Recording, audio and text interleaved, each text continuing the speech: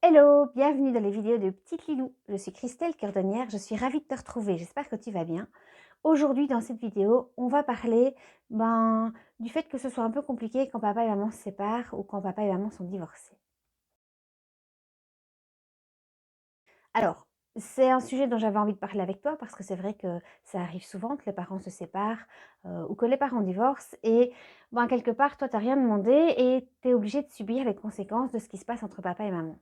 Alors, il y a des choses super importantes que tu dois savoir, c'est que si papa et maman, ils ont pris la décision de ne pas rester habiter ensemble et de se séparer, c'est parce que au fil du temps, leur amour a changé.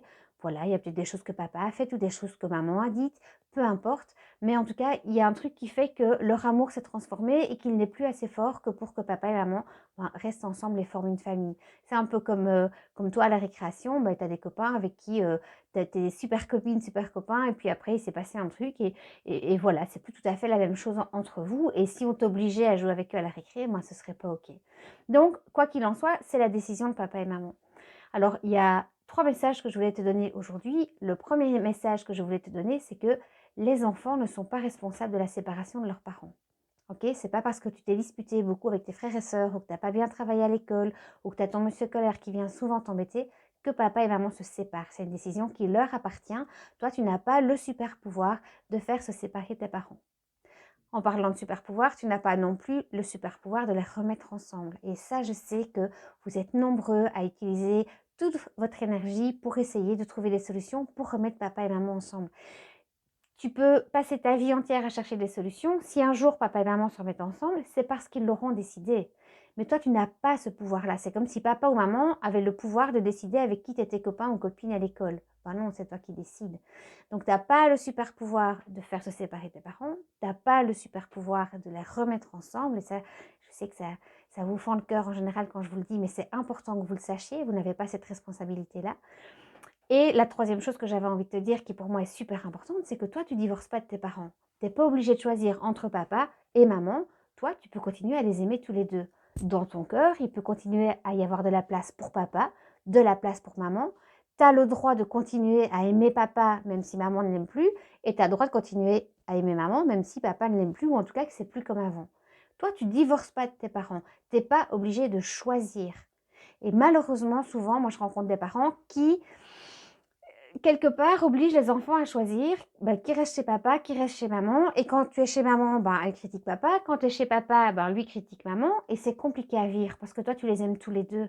Et toi, il n'y a personne qui t'oblige à choisir un camp. Tu n'as pas à choisir un camp. C'est tes parents, qu'ils soient ensemble ou qu'ils soient séparés, ça restera tes parents jusqu'à la fin de ta vie. Donc, ancre bien ça, écoute bien ça avec tes oreilles ici, mais avec les oreilles de ton cœur aussi. Personne ne peut t'obliger de choisir entre papa et maman. Tu as le droit de continuer à les aimer tous les deux. Tu as le droit de continuer. C'est ça ton super pouvoir en fait. C'est que toi, tu as le super pouvoir de continuer à passer des bons moments avec papa, des bons moments avec maman. Et voilà, ce qui est plus compliqué, c'est que probablement des bons moments tout le monde ensemble, tu en auras beaucoup moins qu'avant ou tu n'en auras plus du tout. Mais le super pouvoir que tu as, il est sur toi. Ton super pouvoir, c'est de dire, ok, tout change, toute ma vie change, mes parents sont plus ensemble, j'ai 2 maisons, 2 chambres. C'est pas la même chose quand je suis chez papa ou quand je suis chez maman. Tout ça change. Et toi, ton job, c'est de continuer à mettre de la joie dans ton cœur quand tu es chez papa et mettre de la joie dans ton cœur quand tu es chez maman.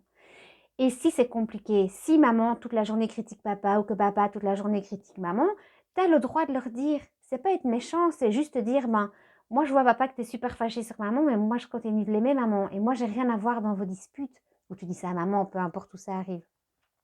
Toi, tu es un enfant et tu as le droit de continuer d'être un enfant et d'être l'enfant de papa et l'enfant de maman et de les aimer tous les deux. C'est vraiment super important. Donc, premier message, tu n'as pas le super pouvoir de faire séparer tes parents. C'est pas à cause de toi qu'ils se séparent. 2, tu n'as pas le super pouvoir de les remettre ensemble. Et 3, tu n'es pas obligé de choisir. Et tu as le droit de dire à toutes les personnes qui t'obligent de choisir ou qui critiquent un de tes deux parents quand il n'est pas là, tu as le droit de dire maintenant c'est stop. Parce que moi, c'est mes parents, je les aime. Et toi, papy, toi, mamie, quand tu critiques papa ou maman, moi, ça me fait mal au cœur. Parce que moi, je les aime tous les deux et j'ai rien à voir dans leur séparation. Et ça me fait pas du bien d'entendre des choses pas sympas sur mon papa ou sur ma maman. T'es pas impoli quand tu fais ça. Évidemment, il faut vous le dire correctement, mais t'es pas impoli ou tu peux écrire un petit mot si c'est compliqué de le dire en face. Mais toi, Tu n'es pas responsable de tout ça et tu n'es pas obligé de choisir un camp. C'est vraiment le message que je veux que tu entendes parce que souvent, vous vous sentez coincé entre les deux et ben non. Donc voilà, je te fais une petite vidéo, on pourrait en parler pendant longtemps parce que c'est un sujet qui est vraiment compliqué, mais c'était les 3 messages super importants que je voulais te faire passer aujourd'hui. J'espère aussi que ces messages passeront auprès de tes parents, auprès de tes grands-parents, auprès de tous les gens qui t'entourent. Ok? N'oublie pas, reste un enfant, mets de la joie dans ta vie. C'est un grand secret même quand on est adulte. Ça change tout le temps, la vie change tout le temps et le but du jeu, c'est vraiment de trouver ce qui te met de la joie dans le cœur et d'entretenir ça. Je pense fort à toi si c'est pas facile dans toute cette séparation. Je t'envoie plein de bonnes ondes, je t'envoie plein de courage et rappelle-toi, le plus important, c'est ton super pouvoir de remettre de la joie dans ton cœur à toi. Voilà, je te dis à bientôt pour une prochaine vidéo. Si tu penses que ça peut aider des copains dont les parents se séparent, voilà, tu peux liker la vidéo, tu peux la partager autour de toi et t'abonner à la chaîne YouTube pour être tenu au courant des prochaines vidéos. Je te souhaite que tout se passe bien, je te souhaite de mettre plein de joie dans ta vie, peu importe ce qu'il arrive et je te souhaite le meilleur et je te dis à bientôt. Ciao.